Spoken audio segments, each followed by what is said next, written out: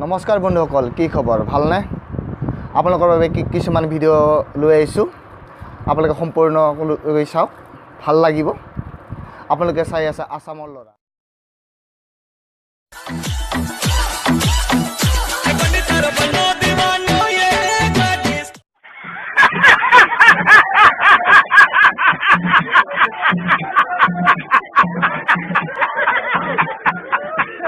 গাত দামী দামী কাপোৰ, তাতে আকৌ নিগুনিকতা কাপোৰ। চাওক বাইদেউ, আপুনি কাপোৰ পিন্ধে, যি পিন্ধে ভালদৰে পিন্ধক। এইবিলাক কি?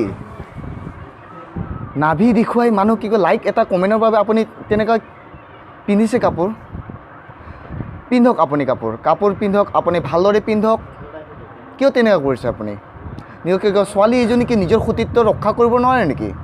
আপোনাৰ ঘৰৰ মা দেউতাই একো নকয় নেকি? নকয় চাগে, তাৰ কাৰণে সেইকাৰণে পিন্ধে।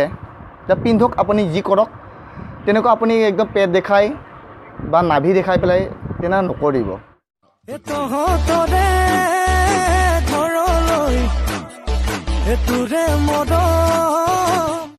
আৰু এইজনী চাওক, আৰু কি ক'ম আৰু ক'ব নোৱাৰো আৰু, মানে একেই গতি।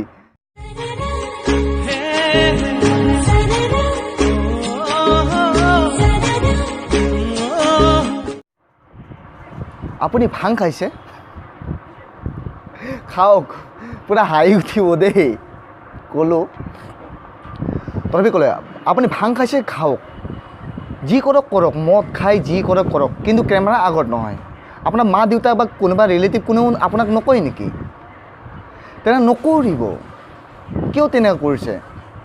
আপোনাক মই কৈছে তাই ক'ব বিচাৰোঁ সকলো মই অসমবাসীক, এয়াই কি কিছুমান ছোৱালীৰ বাস্তৱ ছবি?